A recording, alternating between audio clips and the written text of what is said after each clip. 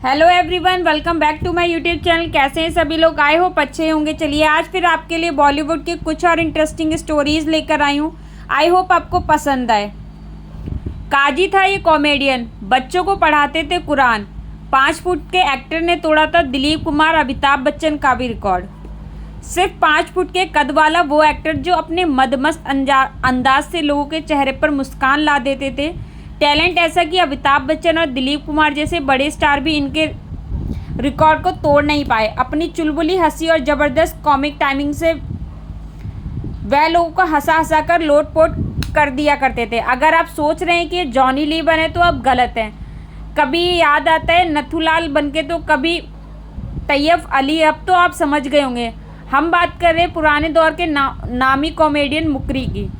6 दशक के अपने करियर में उन्होंने दिलीप कुमार से लेकर अमिताभ बच्चन तक हर दौर के बड़े स्टार के साथ काम किया, लेकिन पहचान उन्हें अमिताभ बच्चन की फिल्म शराबी के डायलॉग मूछे हो तो नथुलाल जैसी वरना ना हो, इसी डायलॉग से मिली थी। मुकरी अब दुनिया में तो नहीं रहे, लेकिन उनके किस्से कहानियों को आज भी लोग बड़े चटकारों के साथ पढ़ते हैं।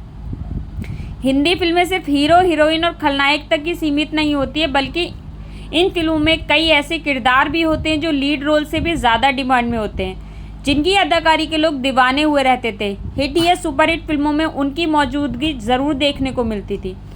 फिल्मों में जो 1-2 सीन करके भी महफिल लूट लेते थे वो कोई और नहीं, अपनी कॉमेडी से इतिहास रचने वाले मुकरी ही थे, जिन्होंने अपने हर किरदार से लोगों को हर बार हैरान किया है। 5 जनवरी 1922 को महाराष्ट्र के रायगढ़ जिले के उरण में हुआ था। पिता का नाम हिसामुद्दीन उमर मुकरी था, जो बच्चों को कुरान पढ़ाया करते थे, और इनकी मां अमीना बेगम हाउसवाइफ थी। माता पिता ने इन्हें नाम दिया मोहम्मद उमर मुकरी। एक इंटरव्यू में मुकरी ने बताया था कि इनके पुरखे अफगानिस्तान से भारत आकर बसे थे। वो एक रूढ़िवादी कोंकणी मुस्लिम परिवार में जन्मे थे, इसलिए किसी ने सोचा नहीं था कि मुकरी कभी अपने ज़माने में इतने बड़े कॉमेडियन बनेंगे। मुकरी जब स्कूल में थे तभी इन्हें एक्टिंग करने का शौक चढ़ चुका था। मुकरी के बड़े भाई मुंबई में रहा करते थे। उन्हीं के कहने पर मुकरी का मुंबई के अंजुमन इस्लाम नाम के स्कूल में दाखिला करवा दिया। इस स्कूल में यूसुफ खान यानी कि दिलीप कुमार भी पढ़ा करते थे। दिलीप कुमार स्कूल में मुकरी से 1 क्लास सीनियर थे, जबकि दिलीप कुमार के भाई नासिर खान मुकरी के क्लासमेट हुआ करते थे। हालांकि नासिर से ज़्यादा मुकरी की दोस्ती दिलीप कुमार से रही है। अंजुमन हाई स्कूल में ही मुकरी को एक नाटक में काम करने का पहली बार मौका मिला था।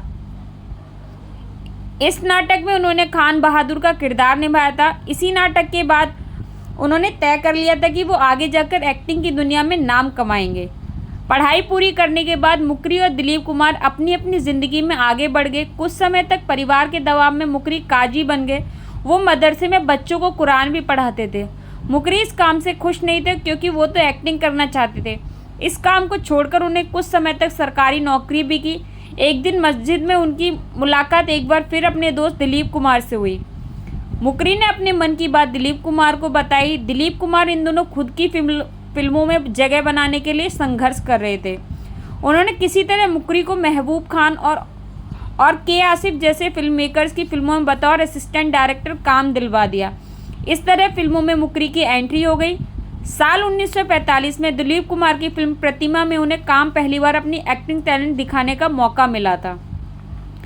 मुकरी ने अपने अभिनय सफ़र में तकरीबन हर बड़े स्टार के साथ काम किया है।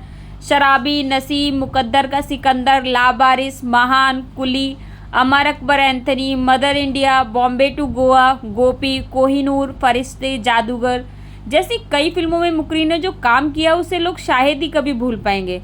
अमिताभ बच्चन के साथ उन्होंने 10 फिल्मों में काम किया है।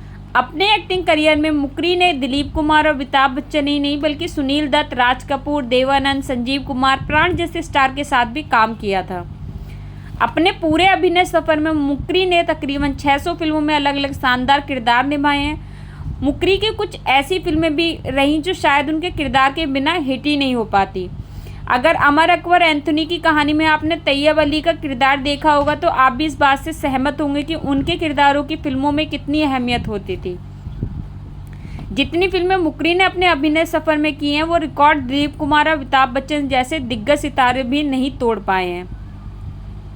4 सितंबर 2000 को वो काला दिन आया जब मुकरी दुनिया को छोड़ चले गए थे। उनका हार्ट हार्ट अटैक और किडनी फेल होने के कारण उनका निधन हो गया था।